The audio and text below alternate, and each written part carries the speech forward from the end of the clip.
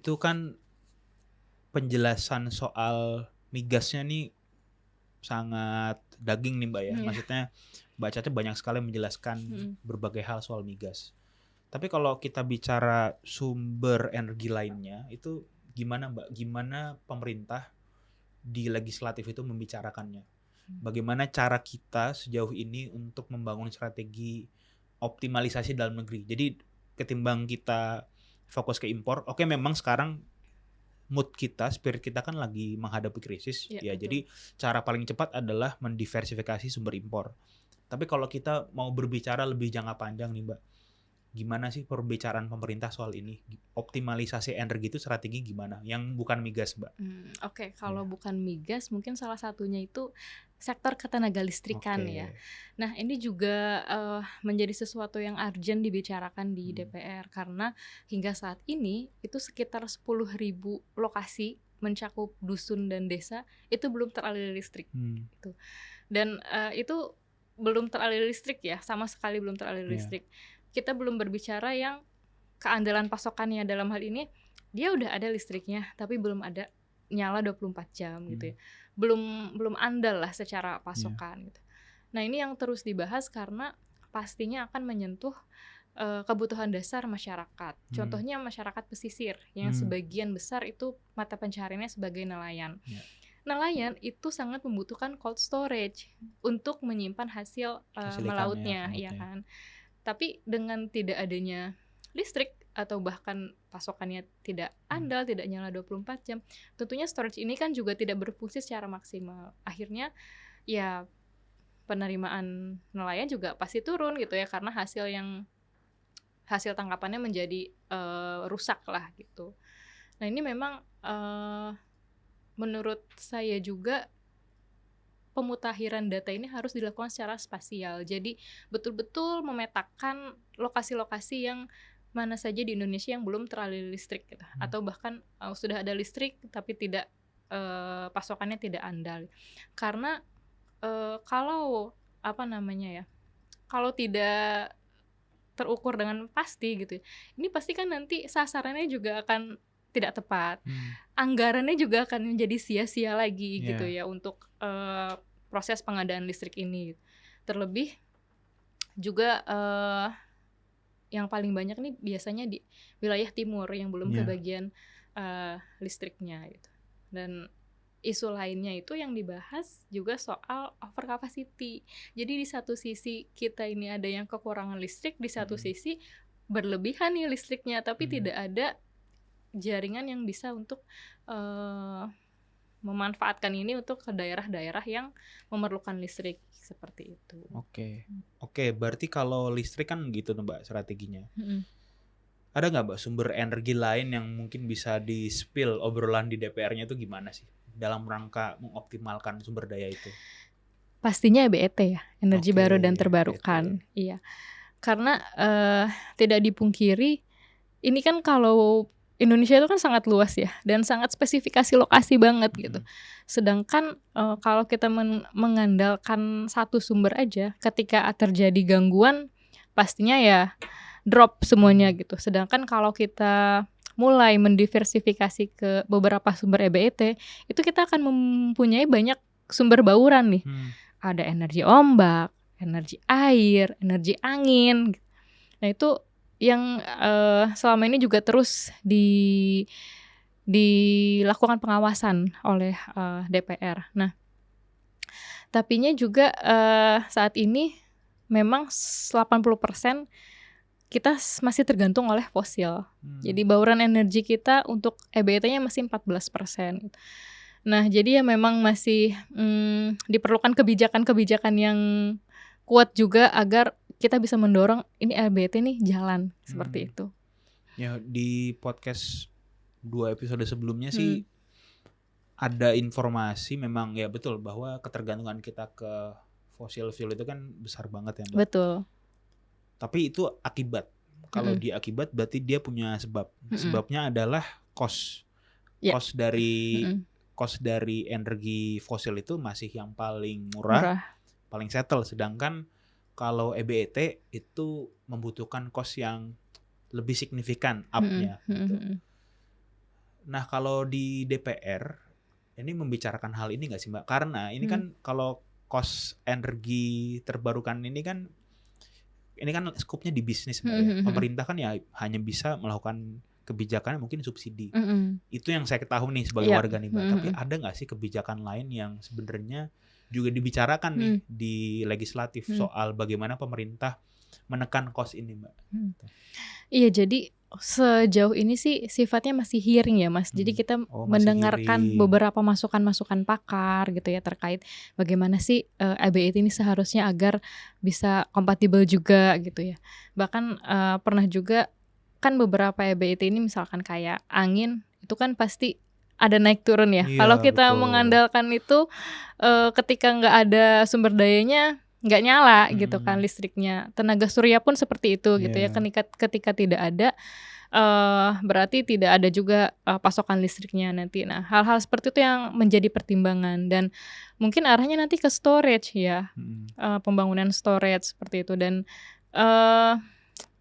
ya masih dalam tahap bagaimana nanti pendanaannya juga gitu, bagaimana nanti sistem pembangunan storage-nya yang andal seperti apa, seperti itu masih di dalam masih tahap di hearing seperti ya berarti ya. Iya. Tapi ini kan isunya apa ya? Oke, saya paham di legislatif itu tahapnya hearing. Di masyarakat nih Mbak, ini isu yang dibicarakan secara intens sebenarnya. Apalagi paling terbaru kan EV pajaknya ya. Ada penghapusan sehingga naik dan seterusnya. Koreksi kalau saya salah ya teman-teman ya, tapi poinnya ada adjustment pajak. Artinya sebenarnya kalau kita ngomongin pemerintah harus bisa meregulasi soal cost, masyarakat sudah mulai nih ngomong nih, ini jangan dinaikin lagi costnya gitu. Sementara ternyata di DPR itu masih tahap hearing. Bagaimana Mbak Caca melihat hal ini kira-kira? Ya, karena kalau di DPR kan sebetulnya bukan pengambil keputusan betul. Ya, memang dilemanya di situ gitu. DPR ini fungsi utamanya itu kan ada legislatif, pengawasan dan anggaran. Nah, jadi semaksimal mungkin bagaimana fungsi-fungsi ini dijalankan untuk dapat mengakomodir semua yang diinginkan masyarakat. Masyarakat juga dapat menikmati listrik gitu ya. Dan sebetulnya sangat ketika rapat-rapat itu sangat kuat kok untuk ini gimana, masa kita sudah berapa puluh tahun merdeka masih ada gitu ya wilayah-wilayah yang masih belum teraliri listrik gitu, seperti itu. Jadi kalaupun kita juga mendorong ya, kalaupun tidak bisa dialiri listrik dengan yang konvensional, kenapa nggak kita coba yang EBT untuk yang kecil-kecil, daerah-daerah yang kecil gitu, seperti itu. Nah, itu selalu digaungkan di DPR. Seperti itu. Nah, cuman balik lagi gitu, pengambil keputusannya bukan di DPR. Iya, gitu. DPR ya jadinya jatuhnya menunggu bolanya datang dulu ya harusnya ya. Iya. Sebetulnya di tahap legislasi kan kita bisa sama-sama ya. Ada juga sekarang undang-undang EBET, walaupun memang EBET ini ya dari periode lalu dibahas terus tapi belum gol-gol nih. Ya mudah-mudahan kedepannya nanti bisa menjadi benchmark lah ya gitu, agar ini tuh dapat memenuhi kelistrikan di Indonesia gitu. Apa sih Mbak masalahnya sebenarnya yang mungkin Mbak Caca pernah dengar ya di DPR? Salah satu, saya mau ngasih konteks dulu Mbak sebelum nanya nih. Salah satu tantangannya, salah satu grand strateginya dalam energi resilience itu kan adanya distribusi. Distribusi ini maksudnya bukan soal distribusi minyak gasnya, tapi energi itu localized. Tadi kan baca jelasin ya, di daerah sini adanya ombak, daerah sini sungai ya micro hydro. Artinya kan kita tuh udah punya nih sumber-sumber bauran energi yang bisa kita manfaatkan. Terus ada narasi tadi, kita udah merdeka sekian lama, tapi masih ada daerah yang belum teraliri listrik. Berarti kan supply-nya ada, tapi ternyata sistemnya belum cukup proper untuk menjadikan supply itu sumber energi. Nah, dari yang Mbak Caca dengar di DPR itu sebenarnya tantangan utama kita apa sih Mbak untuk menjalankan distribusi tadi sebenarnya? Tantangan utamanya pasti ya pemerintahnya harus mau, kebijakannya harus mendukung EBET gitu ya. Karena kalau kebijakannya ini mendukung EBET, pasti kan nanti ada sistem pendanaannya dalam bentuk insentif kah atau dalam bentuk hal lain gitu ya. Tapi yang jelas kita harus terus mendorong EBET ini baurannya meningkat gitu. Kalau selama ini kan yang dirasakan apa? Kita tidak mencapai bauran energi terbarukan, yang diturunkan porsi targetnya gitu ya. Dulu kita berapa persen target? 23% gitu ya. Ternyata nggak nyampe, diturunkan jadi 17%. Nah, sebetulnya hal-hal ini yang tidak kita inginkan gitu ya. Jangan ketika kita tidak sampai ke target tersebut, diturunin standarnya, justru targetnya jangan solusinya bukan menurunkan target gitu ya. Tapi bagaimana, apa nih hal-hal yang harus kita dorong lagi, kurangnya di mana untuk agar mencapai target tersebut gitu ya. Nah, beberapa pembangkit pun mungkin di sisi lain sudah menerapkan co-firing dengan biomasa gitu. Tapi itu juga kan ya balik lagi ya isunya dengan deforestasi gitu, isu-isu lahan lagi seperti itu. Itu harus benar-benar tata kelola bahan yang menjadi bahan co-firing itu juga harus dibenahi seperti itu. Kita bicarakan soal EBET itu kan karena energi fosil ini kan dianggap tidak ramah untuk lingkungan. Saya mau nanya soal sawit, Mbak. Gitu. Karena kan Presiden Prabowo ini kan beberapa bulan terakhir itu gencar sekali mengkampanyekan bahwa sawit itu bisa jadi sumber energi baru. Nah, tapi masyarakat itu sangat keras nih menentang hal itu. Oke, sawit adalah sumber energi yang bisa dimanfaatkan dan kita punya kapasitasnya, tapi itu merusak lingkungan dianggapnya. Betul. Bagaimana di legislatif membicarakan hal ini, Mbak?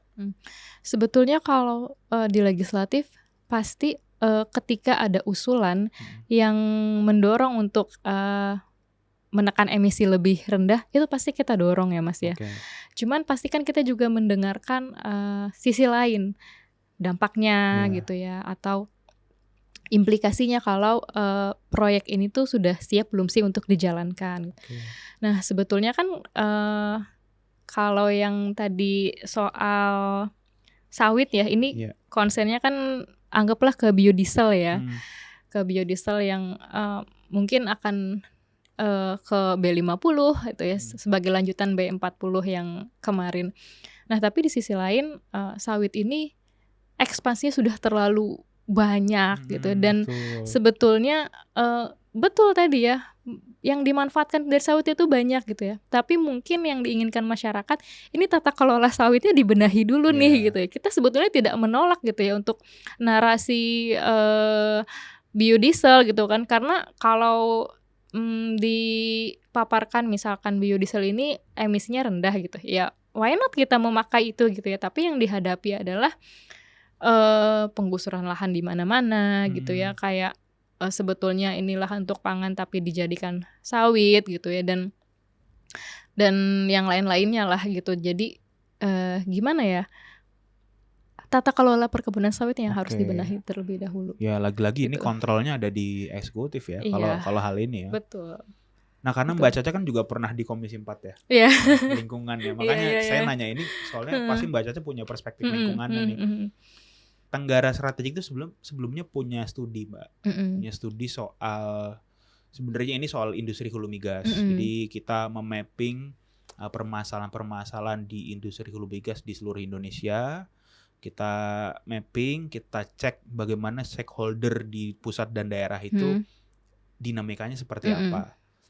Nah, yang mau saya share ke Mbak Caca sebenarnya hasil mapping kita ini, hasil mapping kami ini ada 3 pola menarik nih, Mbak. Jadi kalau industri hulu migas itu mau mencapai lifting, dia harus memenuhi 3 faktor. Ini bukan teknis ya, tapi mungkin secara sosial dan regulasi. Jadi faktor pertama adalah pengamanan lahan. Jadi lahannya harus aman. Aman konteksnya bukan dimiliki atau legalitasnya diamankan, bukan, tapi lahannya itu harus aman dari gangguan sosial misalkan. Jadi masyarakat, contoh misalkan kalau pemerintah kalau kita pindahkan konteksnya ke sawit, kalau pemerintah mau memberdayakan sawit sebagai sumber energi, ya lahannya harus bisa berdamai dengan masyarakat adat di Papua, begitu. Nah, itu kan salah satu faktor tuh. Karena kalau belum damai, masyarakat dan negara dan korporasi ya nggak bisa jalan. Betul. Lalu faktor keduanya itu izin. Mbak Caca udah bahas nih tadi soal izin itu masih ada dinamika antar lembaga dan seterusnya. Faktor ketiga, Mbak, setelah lahan izin itu adalah distribusi kemakmuran. Distribusi kemakmuran ini artinya gini. Jadi kalau di migas kan ada DBH, Mbak. Ada dana bagi hasil ya. Jadi dana bagi hasil ditarik ke pusat mengirim ke daerah. Nah, ternyata daerah-daerah yang banyak resistensi industri hulu migasnya itu merasa bahwa DBH itu tidak terasa di level masyarakat. Ini sama nggak sih sama participating interest? Sama DBH dan PI ya. Itu jadi sama-sama paket fiskal lah ya. Iya, paket fiskal. DBH ya, dan betul. Nah, kalau di konteks DBH, kami mewawancarai masyarakat nih, Mbak, yang jadi stakeholder di sekitar sumur. Intinya mereka bilang bahwa DBH yang ada di pusat itu nggak terasa ke mereka.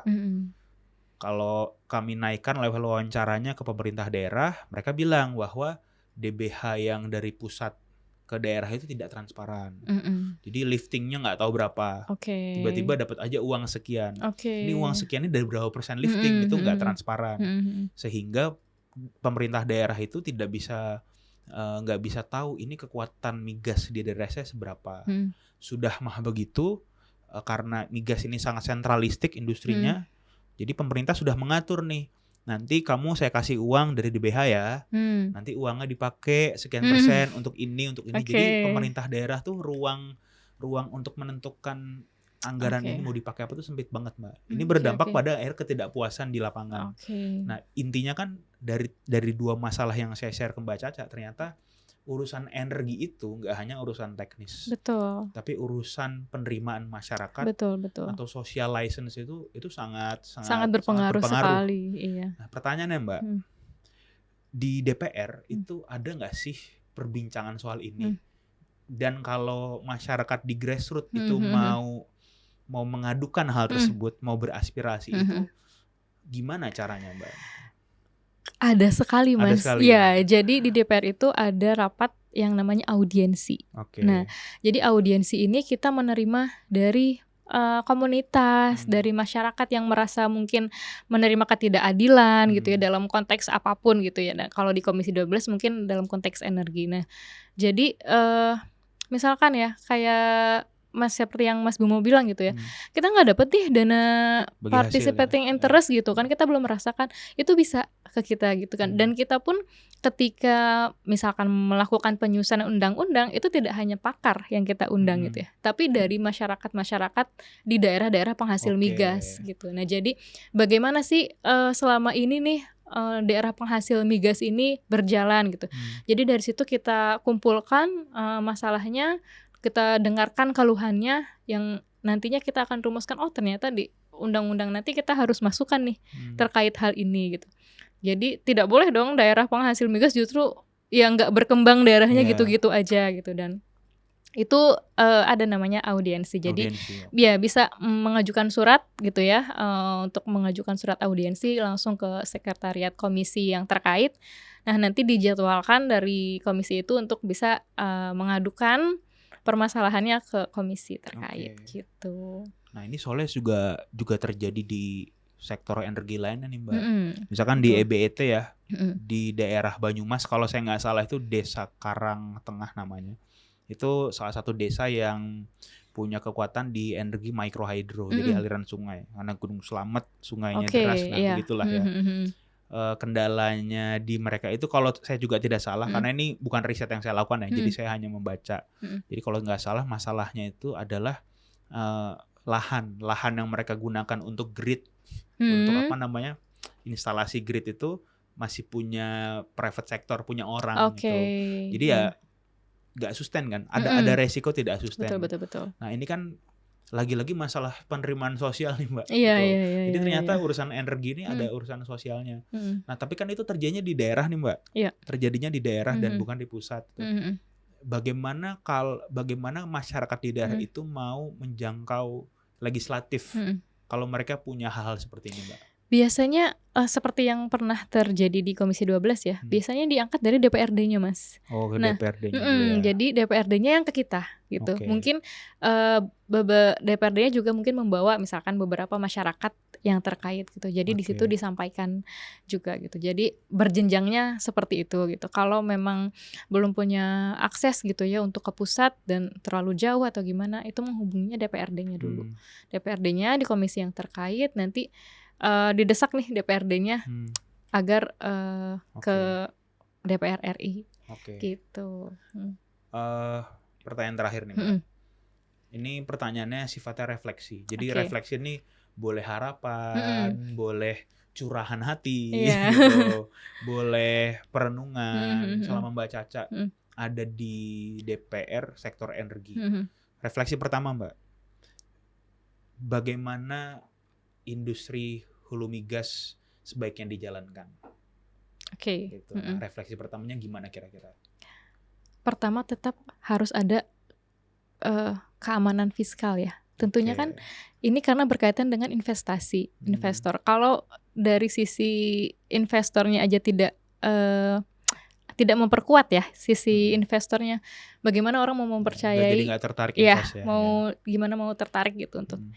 Lalu juga kalau Mas Bimo tahu tentang Blok Masela ya. Blok Masela. Ya, itu kan tiba-tiba aja tuh ada perubahan kebijakan di tengah-tengah investasi. Nah, itu yang seperti itu yang sangat rentan untuk orang itu tidak mau berinvestasi migas. Jadi investasi migas itu sangat rendah gitu.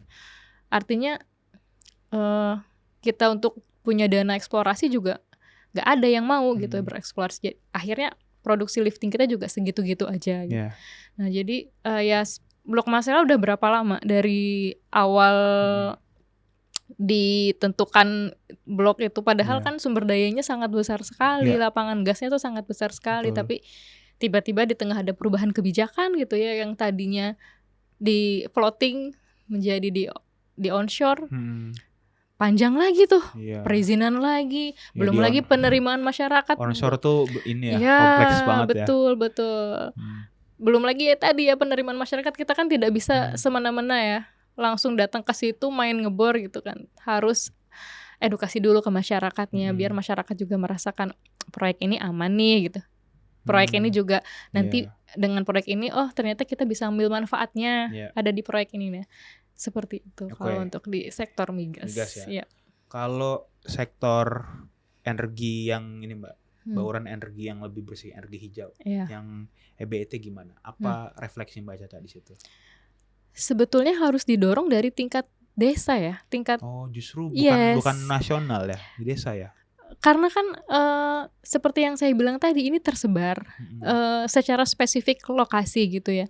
Ya sebetulnya dari tingkat desa ini harus diperkuat dulu gitu ya. Jadi pemerintah pusat memberikan kebebasan bagi desa yang bisa berdikari sendiri, menghasilkan energi sendiri.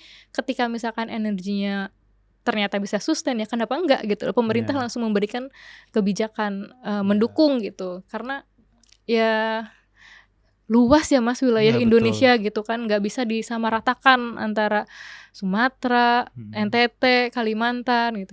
Jadi kalau punya daerahnya itu punya unik tersendiri gitu ya energinya gitu. Ya siapa tahu nanti dengan energi yang sama di sektor di wilayah lain itu bisa menjadi contoh gitu. Berarti kan kalau concern dan refleksi Mbak Caca ini energi EBET ini harus didesentralisasi kan, apa concernnya. Berarti yang paling utama sebenarnya membangun kapasitas pemerintah lokal ya Mbak betul. Karena kan gimana mereka mau melaksanakan kalau mereka nggak punya konsep. Gimana mereka mau punya konsep kalau mereka tidak punya kebijakan yang akhirnya jadi anggaran gitu kan Mbak. Betul. Ya memang salah satunya SDM ya. Mau nggak mau harus penganggaran SDM di tingkat daerah itu harus, karena kan nantinya yang berperan juga dengan masyarakat kan mereka gitu kan, untuk menjaga agar itu sustain juga kan mereka dan masyarakat gitu kan. Gitu. Oke, terima kasih Mbak Caca telah berbagi insight, Sama-sama. informasi, seluruh pengetahuan yang Mbak Caca tahu soal energi selama di Komisi 12. Terima kasih seluruh penonton Tenggara Talk Energy Insight. Sampai jumpa di episode selanjutnya. Makasih Mbak Caca. Terima kasih Mas Bimo kesempatan.